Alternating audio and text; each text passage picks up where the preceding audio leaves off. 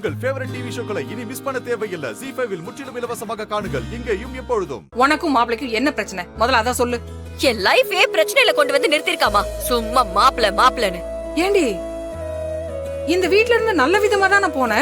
என்கிட்ட ஒரு வார்த்தை கூட சொல்லாம தானே போன? சரி, நம்ம பொண்ணு நல்ல முடிவெடுத்திருக்கான்னு நானும் சந்தோஷப்பட்டேன்.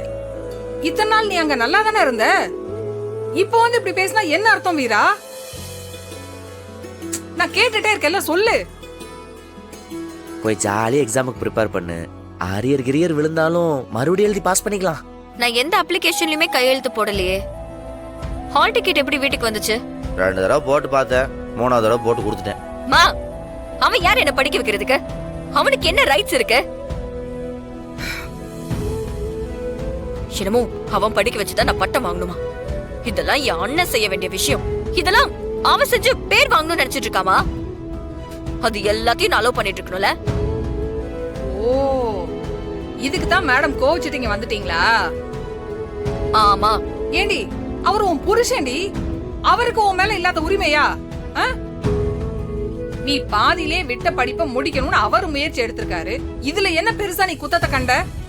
ஆமா, ஏற்கனவே இத பத்தி அவர் உன்கிட்ட பேசியிருக்கணுமே. ஆமா, ஏற்கனவே ஒரு தடவை கேட்டான். அவன் கேட்டப்பவே எனக்கு இதுல விருப்பம் இல்லைன்னு சொல்லிட்டேன். போட்டேன்னா முதல்ல அவன் இவன் பேசுறத நிறுத்து. கொஞ்சம் கூட மட்டு மரியாதை இல்லாம. அதான் மாமா ஏற்கனவே சொல்லிருக்காருல்லக்கா, நீ வேண்டான்னு சொன்னது உன் தப்பு. அதனாலதான் அவரே ரிஸ்க் எடுத்து இத அப்ளை பண்ணிருக்காரு. நீ அவரை பாராட்டணும்க்கா, சந்தோஷப்படணும். அத விட்டுட்டு அவர்கிட்ட போய் கோச்சிக்கிட்டு இங்க வந்திருக்க. உனக்கு எதுவும் தெரியாது, அமைதியா இரு. எனக்கு எல்லாமே தெரியும்க்கா, உனக்கு தான் எதுவும் தெரியாது. அதான் எதுவுமே புரிஞ்சுக்க மாட்டேங்கிற. வீரா, அவர் இந்த வீட்டுக்கு மருமக மட்டும் இல்ல, மகனா இருக்காரு. நான் அத பலமுறை பாத்திருக்கேன். என்ன பண்ணாரு? உங்ககிட்ட வந்து இப்படி அப்படி நடிச்சிட்டு இருந்திருப்பான். யாரு, மாறன் தம்பியா? அந்த தம்பி என்கிட்ட பேசின வரைக்கும் நடிச்ச மாதிரி ஒரு தடவை கூட எனக்கு தோணுனது இல்ல வீரா. அதெல்லாம் அவருக்கு தெரியாது. நானும் எத்தனையோ பேரை பாத்திருக்கேன். மனசுக்குள்ள உன்னை வச்சுக்கிட்டு வெளியில ஒண்ணு பேசுவாங்க. ஆனா மாறன் தம்பி அப்படி இல்ல. நீ இந்த வீட்ல இருந்து போனதுக்கு அப்புறம் எனக்கும் பிருந்தாவுக்கும் ஒன்னொன்னும் பார்த்து பார்த்து செய்யறாரு, தெரியுமா உனக்கு? அவர் இந்த வீட்டோட மருமகனா இல்லாம ஒரு மகனா இருக்காரு. அவரை போய் இப்படி தப்பா புரிஞ்சுட்டு கோச்சிட்டு வந்திருக்க. மா, அதெல்லாம் உங்களை ஏமாத்துறதுக்காக அவன் போடுற நாடகமா? நாடகமா? அவருக்கு நம்ம கிட்ட நாடகம் போட்டு என்னடி ஆக போகுது? மாறன் தம்பிய தப்பா புரிஞ்சுட்டு நீ உன் வாழ்க்கைய கோட்டை விட்டுறாத வீரா, அவ்வளவுதான் சொல்லுவேன்.